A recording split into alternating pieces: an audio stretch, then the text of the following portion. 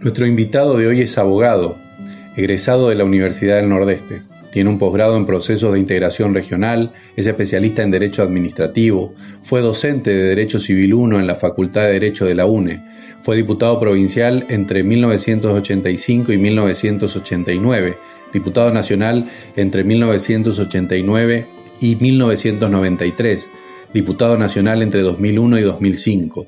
Fue candidato a gobernador por la UCR en 1993, pero no logró el objetivo por la fuga de Tari Bruso, un elector que de haber votado lo hubiera ungido como el gobernador más joven de la historia de Corrientes. Actualmente, desde el año 2009, es senador provincial por la Unión Cívica Radical. Nos visita hoy el doctor Noel Eugenio Brear. Doctor, ¿cómo le va? Bien. Muchas gracias por... ¿Cómo andamos? Por venir. Gracias por estar acá. ¿Le gusta este lugar? Hermoso este lugar. La verdad, 100 años, ¿no? 100 años Sí. cumple el edificio del rectorado, por eso también estamos aquí y le agradecemos mucho esta presencia. Bueno, doctor, como decíamos recién en la presentación, su currículum es bastante extenso. ¿A usted lo consideran un político de raza? También dicen que es un profesional de la política y a veces eso se usa peyorativamente, digamos, ¿no? ¿A usted qué le pasa? ¿Qué términos usa si tuviera que autodefinirse en función de su trayectoria política? Mire, ¿Cómo lo hace? Yo soy un militante múltiple. Un militante, yo siempre le llamo el militante del interés general. Porque la política es el interés general. Porque el espacio público es trabajar por el bien común. Este es el objetivo. Después hay desvío, hay obstáculos, pero ese es el objetivo que tiene que trabajar cualquier militante. Y siempre le digo a la gente, la diferencia del militante con el ciudadano, no porque deje de ser ciudadano, sino el plus que tiene el militante, es que está obligado a no perder la calma, la sonrisa y las ganas de luchar, aún en la adversidad. Porque el militante lo que tiene que hacer es mostrar lo mejor de uno en la adversidad. Y ahí se muestra el verdadero militante.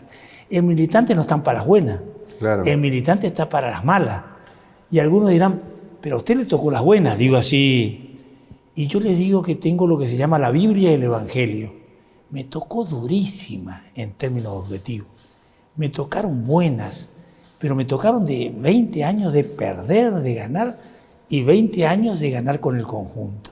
Claro. Digo de ganar con el conjunto porque hay un Brear que tuvo que en distintas etapas reinventarse, porque el ser humano tiene que reinventarse permanentemente para estar actualizado, Claro. para vivir las nuevas etapas, los nuevos desafíos, porque si no lo que termina es siendo una pieza de museo en el tiempo y siendo tapón y molestando a los demás. A propósito de que lo menciona, y menciona la palabra museo y la palabra reinvención, podríamos empezar para recordar un hecho que está a punto de cumplir 30 años, que es un poco de tiempo ya, ¿no? Un hecho que, sin querer, dejó ya su nombre en la historia de la provincia de Corrientes, que tiene que ver con lo que sucedió después del gobierno de Leconte, año 1991, termina Leconte, hay elecciones, un colegio electoral que no puede elegir gobernador, un segundo colegio electoral. ¿Qué pasó ahí? Mire, es un hecho muy importante digo, en términos de interés político, no en términos personales. En términos personales fue durísima la experiencia que tuvimos. Pero le puedo contar al hombre común, al que no vivió 30 años, se da cuenta usted las generaciones que pasan, ¿no? Pero decir que en 1990 se armó la candidatura y se votó 3 veces a gobernador. Y lo que significa el 91, que están por hacer 30 años, significa que fue el último colegio electoral. Claro. Y fue el último colegio electoral porque las cosas cambian, porque hay una crisis. Es diríamos que es el cumplimiento de un ciclo político-cultural que fue el Pacto Autonomista Liberal, su reinvención, el PANU, en términos objetivos, y después vemos nosotros que lo que significa eso es el cumplimiento de un ciclo político y fundamentalmente, constitucionalmente, el último colegio electoral, porque terminó mal, porque las viejas prácticas hicieron que haya una crisis de legitimidad política, cosas raras en política que no se respetaron los esquemas. El pacto, ¿sabe por qué vivía? Primero, porque culturalmente era una realidad. Segundo, porque tenían voto. Pero tenían un sistema armado que se llamaba el sistema del 2x1. ¿Cómo era el 2x1?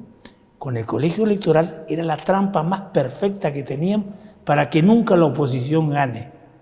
Porque iban separados liberales y autonomistas, aún en los municipios, y después en el colegio electoral se juntaban, porque ellos estaban autorizados a juntarse, autonomistas y liberales, y peronistas y radicales tenían vedado culturalmente poder juntarse. Entonces nos hacían el 2-1 en el colegio electoral y nos llevaban prácticamente todos los municipios, salvo algunas raras excepciones, y nos llevaban el gobierno. Y un día nos dijimos, en esa campaña, vamos a hacer una cosa inteligente. Como no podemos juntarnos ni ser socios porque no estaba permitido que radicales y peronistas nos juntemos, empezamos a ver cómo hacíamos para romper esta realidad del pacto que siempre nos hacían el 2-1 y nos hacían, ya se va Pocho que nos sirve, pero viene Leconte que sirve, ya se va Leconte, pero viene fulano, y entonces nunca se cansaban. Claro. Eran los dos sistemas que tenían, el 2-1 y el que nos cambiaban actores. La alternancia. Porque ellos no tenían nunca la reelección. Claro. Ellos eran enemigos de la reelección para durar siempre. Bueno, como el modelo PRI. En algún punto es sabio también. El modelo PRI mexicano no, desde el punto de vista instrumental era peligrosísimo. Nos dimos cuenta y entonces dijimos, no, esperen, vamos a hacer lo que se llama la ética de la oposición.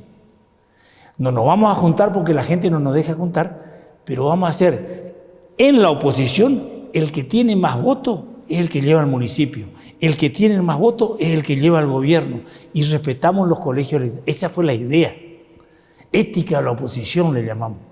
Lo mismo fue costoso, tuvo costos y casi salimos gobernador y hubo un problema que ustedes saben que cambió un elector, desapareció un elector y se rompió el esquema. Vamos a ir porque eso también es muy importante porque el colegio electoral del 91 no termina en la reforma del 93. Hubo otro colegio electoral. Sí, hubo varios, por eso hubo 3 elecciones. Exactamente. Y ahí aparece en escena la figura de Tabaré Taribruso. Sí, esto es lo que estamos hablando. Que fue uno de los 3 miembros uno de los miembros de la Unión Cívica Radical que accedieron al cuerpo colegiado, al colegio electoral como elector, y era el encargado de definir en enero de 1993 al nuevo gobernador, que todo estaba aceitado para que sea Noel Brear, el gobernador de entonces. Taribruso se fuga. Sí, señor. No se pudo conformar mayoría y bueno, y eso terminó en desastre, que es la intervención. Esa fue la famosa frase que Joga, que era el interventor de Corrientes del peronismo, del PJ, le dijo a Pocho Romero Feri: no le demos la mesa servida al radicalismo y juguemos una más. Y es una frase que es histórica. ¿Qué quiere decir eso? Busquemos la forma de que el radicalismo no llegue, porque no puede ser que nos quedemos sin juego, y juguemos una chance más a ver si puede ser un autonomista o un peronista. ¿Quién era Taribruso? Taribruso era un hombre de Goya, de Bellavista, mejor dicho, después se casa en Goya con Amuniagurria. Era un hombre que era nuestro amigo, es decir, militante en las malas. Y bueno, y un día ocurrió lo que ocurrió, desapareció. ¿Y usted cómo califica eso? ¿Fue una traición? De grande, sí, fue muy duro para mí. Algunos le llaman, ahí aprendí esa palabra. Aprendí, digo, en su dimensión. Real. Le escriben a mi madre una carta, una señora de Emery, que fue ministro de la Nación de Producción, le escribe, era amiga de mamá, y le dice, y ahí aprendí, la Divina Comedia, los traidores están en el 8º círculo. en los que están al lado y en la puerta del infierno. Por eso el Dante le pone a la traición en el último círculo, al lado del infierno, lo peor que se puede hacer. ¿Y qué era con usted, tal incluso? Era amigo en términos políticos, militante, un hombre normal, un hombre que siempre trabajó en la política, un hombre austero, y bueno, son los hechos en la vida que ocurren. Los responsables políticos de eso fueron, según usted, Joga y ¿quién más? No, ya estoy un hombre grande, no doy nombre. Lo que digo sí que fue la organización del Partido Justicialista. Yo le voy a contar una anécdota porque es una frase que siempre cuento en los círculos militantes. Con el gobernador siempre nos reímos con todo. Esto era una cosa rara porque nosotros hicimos la ética de la oposición con el peronismo correntino. Pero el pacto tenía un arreglo con el gobierno nacional, con Menem. Claro. Entonces se encontraba el gobierno nacional que tenía ganas que su justicialismo sea gobierno, pero tenía un pacto, quería cumplir, entonces prefería cumplir el pacto y siempre bloqueaba para que De Filippo sea gobierno. Entonces un día le pregunté a Manzano, que era ministro del Interior, que fue diputado conmigo, le digo, che Manzano, ¿pero qué les pasa a ustedes que se puede hacer el cambio, se puede hacer la ética, la oposición, no pedimos nada, podemos hacer esto, y usted, ¿me van a perjudicar? Usé otra palabra, pero digo, ¿esto viene para perjudicarme? Me dijo, no te vamos a perjudicar, salvo que sea necesario. Claro. Y parece ser que me quedó así, que fue necesario. Fue necesario.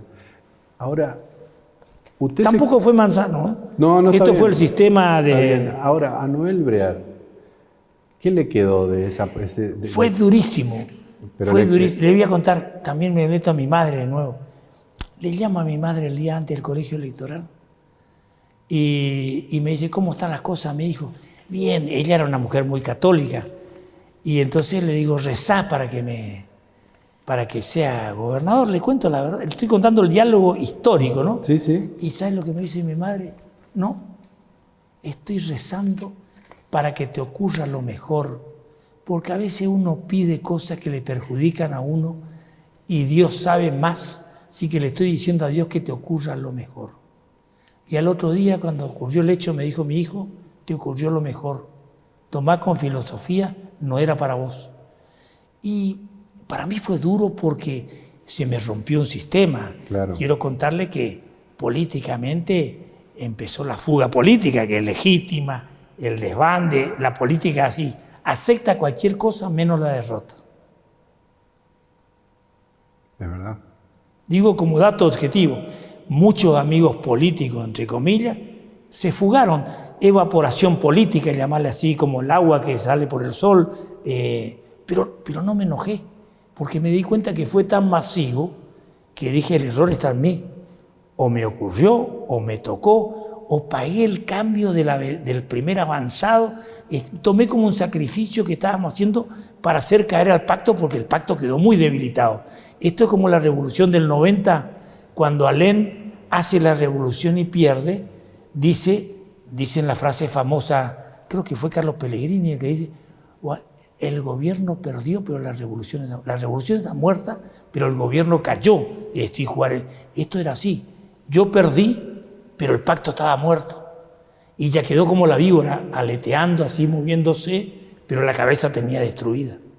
Y eso fue el pacto después del hecho que hicimos nosotros. El sacrificio que hizo usted terminó en una reforma constitucional. Y aparte con un pacto electoralmente ya en condiciones. No fuimos nosotros todavía lo que pudimos. Ya vino Tato. Tato se dio cuenta, muy inteligentemente, que con esa estructura social y con esa dirigencia en términos, ya estaba agotado el camino porque ya venía la derrota. Él hace el cambio. Y hace un cambio, sí, con algunos inconvenientes que sabemos que es público y notorio, y que ese proceso termina en el 99, con la famosa Plaza de Mayo que tuvimos todos, ¿no? Pero eso estoy contando como historia, no para revivir. No, está bien, pero ahora le cuento. Como proceso político también, es decir, el sacrificio que hizo Brear fue darle, o sea, lo que pasó ahí. En definitiva, ¿qué le queda a la provincia? La reforma constitucional del 93. Y un cambio político brutal. Que se va a estabilizar que empieza después. Con el PANU no sabe absorber ese cambio, cae en la misma tentación, y con algunos inconvenientes más políticamente, una alta imagen positiva, que luego viene la revolución de bolsillo, en los 4 meses finales hubo una elección en la capital que Tato gana de cada 10 correntinos, 7 le votaban. Exacto. Y a los 4 meses viene la revolución de bolsillo. ¿Y cuál es la revolución de bolsillo? La gente que... Y él tiene un inconveniente muy serio. El nivel de endeudamiento tenía afectado el 85% de la coparticipación, le deducía automáticamente la nación, y con ese 15% y créditos que iba tomando todos los días y endeudando la provincia, lograba pagar parcialmente las cuentas. Y el gran mérito, en eso sí, el gran mérito que tiene nuestro equipo, el Frente de Todo, el mismo Ricardo Colombi y después Valdés, una escuela, es la gran administración que se hace de bajar el nivel de endeudamiento, que algunos dirán, pero las otras provincias también tuvieron eso. Sí, pero nosotros bajamos el nivel de endeudamiento y en segundo lugar no nos endeudamos en dólares, entonces no tenemos riesgo cambiario. Claro. Y logramos hacer una escuela de estabilización macroeconómica muy importante. Pero me interesa esta cuestión también como concepto, ¿no? Porque, bueno, Castelo dice que Corrientes a lo largo de su historia fue un lugar de inestabilidad política. Sí. Y que lo que quedó con la crisis suya, la del 91-92, cambia la Constitución, se elimina el colegio electoral, hay como un parámetro administrativo ahí. Pero la crisis política siguió, pero ya quedó el Yo le carácter digo, administrativo. Si alguno quiere leer, investigar este tema, le voy a reivindicar y hacer un homenaje a un profesor de historia que murió, Alfredo Machuca, que fue un militante de la Franja Morada y que escribió este proceso del 91, 92, 93 muy, muy bien. Pero la estabilidad política llega después de 2001. Sí. La estabilidad política es patrimonio, y la gente sabe, de lo que es el Frente de Todo, de lo que es el mismo la creación de Ricardo Colombi con todo su esquema, de muy difícil, porque él le toca asumir con De la Rúa en el triunfo y a los 15 días no estaba mal presidente de la República, se eligen 5 presidentes de la República y él quedó como Bonavena en el ring solo con Claus Clay, ¿no? Ya no, a partir de eso, de esa crisis muy traumática que nos tocó vivir. Pero ahí, antes de llegar a eso, quiero contarlo un plano personal. Ahí tuve que decidir qué hacemos, es decir, qué hacía yo políticamente con este fracaso estrepitoso objetivo. Y no pude con mi genio, decidí hacer política. Hacía el estudio, volvía, trabajaba, pero hacía política, agarraba mi bolso, me iba, venía. Muy duro para hacer política en esas condiciones, muy complejo. Me llevó 10 años recuperarme. 10 años hice política de viento en contra, y espiritualmente, ¿no? Y me recuperé y tuve que definir una cosa que es muy importante para muchos dirigentes políticos. Definir la teoría de roles. ¿Qué quiere decir esto? Sentí como que se me canceló la posibilidad de ser gobernador a futuro. Sentí que estaba para ayudar, sentí que tenía que formar jóvenes, sentí que podía ser legislador, ayudar para otras funciones, pero el espacio público, pero donde había que respetar las nuevas generaciones, como el caso en ese momento, la impronta que significaba un intendente exitoso, Ricardo Colombi, o lo que significa hoy la impronta de Valdés. Entonces, si uno define los roles, es mucho más fácil recuperarse. Ahora, si uno lo que quiere es insistir, y cree que la política es un proyecto personal, o uno tiene un derecho divino escrito donde tiene que cumplir una profecía que él nomás sabe y que siempre te toca a vos, eso me parece que lleva al fracaso. ¿Usted está hablando del 90 o está hablando de ahora? No estoy hablando de lo que me pasó a mí. Pues da la sensación de que... No, estoy contando mi historia, la que definí para poder recuperarme. Está bien. Cualquier coincidencia, como dicen las películas, es pura casualidad. No Desde estoy el punto de vista político, del concepto político, hoy no estamos de nuevo en un esquema, aunque sea incipiente, de inestabilidad política. Yo creo que hemos superado el proceso de transición, porque en ciencia política, Eduardo, la ciencia política dice una cosa que es muy clara. Cuando la gente opina que el único juego posible es la democracia, está superada la transición. Para completar el teorema, cuando hay crisis y esa crisis la gente ve que el único camino es más democracia, está superada la transición y hay estabilidad política. Y en Corrientes me parece que estos 20 años que hemos llevado, que lo condujo muy bien el ex gobernador Ricardo Colombo y lo condujeron muy bien los que siguieron y actualmente Valdés, ha generado una consolidación democrática donde la gente piensa que cualquier conflicto, porque la democracia no garantiza que no haya conflicto, claro. Esto es lo que algunos se equivocan. La democracia es un instrumento y método de resolución de problemas que canaliza racionalmente los conflictos, hacen de baja intensidad y logremos encontrar la síntesis en la lógica de la democracia. Esto es lo mágico de la democracia, ¿no? ¿Qué cree que está en juego de aquí en adelante? Cuando el gobernador habla de lo que está en juego es el futuro, ¿cuál es el futuro que está en juego acá? Mire, el primer futuro que está en juego es el futuro de los correntinos. El futuro que está en juego es el interés general. Y usted dirá, pero qué actitud de decir que el gobierno es el interés general. Y en realidad que sí, porque representa el interés de los correntinos legítimamente cuando la mayoría le da. El día que le quita legitimidad. El día que le da legitimidad. Y nosotros lo que pensamos es que primero estamos garantizando una cosa que la gente sabe. Usted puede tener crisis, usted puede tener desigualdades, pero si usted tiene cohesión social, puede manejar muy bien el barco. Si usted no tiene cohesión social, si usted no tiene gobernabilidad, si usted no tiene sentido de que sus gobernantes lo están haciendo transparentemente, seriamente, dando gobernabilidad, la gente se desordena y empieza lo que se llama la anarquía primero y después la violencia. Nosotros lo que estamos haciendo es bloquear la posibilidad de violencia, estamos bloqueando la posibilidad de anarquía y estamos dando cohesión social a la adversidad que tiene la Argentina y el norte grande con sus particularidades muy semejantes en 10 provincias en el país. Ahora, doctor, usted es... ¿Se entiende, no? Sí, sí, perfectamente. Usted es legislador y estamos hablando de política y siempre que se habla de elecciones se habla del régimen electoral. ¿Sigue teniendo vida el régimen electoral nuestro? ¿En algún momento podemos cambiar eso? El régimen también esto del bialiancismo que mete adentro de cada alianza una cantidad Mira, le voy a hacer un chiste. El ebrio siempre dice, esta es la penúltima copa, no la última. Esta es la penúltima elección que se vota así. ¿Qué quiero decir? Podemos cambiar.